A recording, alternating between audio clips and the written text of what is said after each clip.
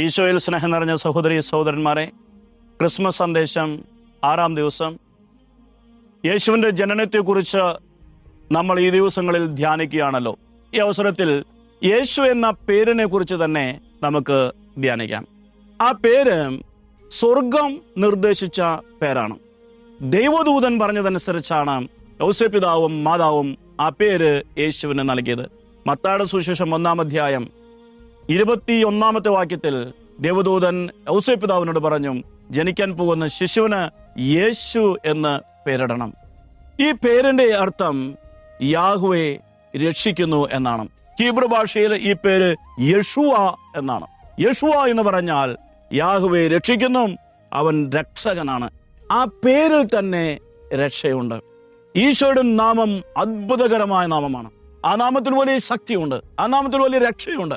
ആ നാമം വഴി അത്ഭുതങ്ങൾ സംഭവിക്കും, ആ നാമം വഴി രോഗശാന്തികൾ സംഭവിക്കും, ആ നാമം വഴി വലിയ കാര്യങ്ങൾ സംഭവിക്കും. കാരണം ആ നാമം തന്നെ യേശുവിൻ്റെ വ്യക്തിത്വത്തെയാണ് സൂചിപ്പിക്കുന്നത്. ഒരു വ്യക്തിയെ തിരിച്ചറിയാനും ഒരു വ്യക്തിയെ വിളിക്കാനുമാണ് സാധാരണ രീതിയിൽ നമ്മൾ പേര് ഇടാറുള്ളത്.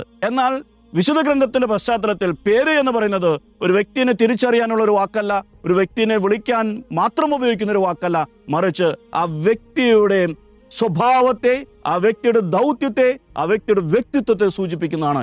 യേശു എന്ന് പറഞ്ഞാൽ രക്ഷിക്കുന്നവനാണ്, രക്ഷകനാണ്. അത് സൂചിപ്പിക്കുന്ന പേരാണ് യേശുവിന്റെ പേര്. അപ്പോസ്തല പ്രവർത്തനങ്ങൾ 2-ാം അധ്യായം 21-ാമത്തെ വചനത്തിൽ കർത്താവിന്റെ നാമം വിളിച്ചപേക്ഷിക്കുന്നവരെല്ലാം രക്ഷ പ്രാപിക്കും എന്ന് നമ്മൾ വായിക്കുന്നു.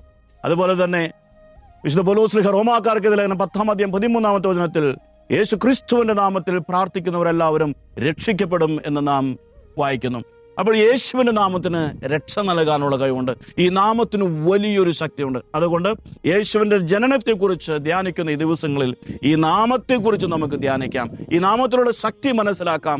ഈ നാമം സാധിക്കുമ്പോഴെല്ലാം ഉച്ചരിച്ച് ആ വലിയ ശക്തി നമ്മുടെ വ്യക്തിപരമായ ജീവിതത്തിലേക്ക് സ്വീകരിക്കാനായി നമുക്ക് പ്രാർത്ഥിക്കാം, പരിശ്രമിക്കാം. യേശു എന്ന ആ തിരുനാമം വിശ്വാസത്തോടെ പ്രാർത്ഥിക്കുമ്പോൾ തന്നെ വലിയ ആധ്യാത്മിക ശക്തി നമുക്ക് ലഭിക്കും. ഈ കൃപയ്ക്ക് വേണ്ടി നമുക്ക് പ്രാർത്ഥിക്കാം.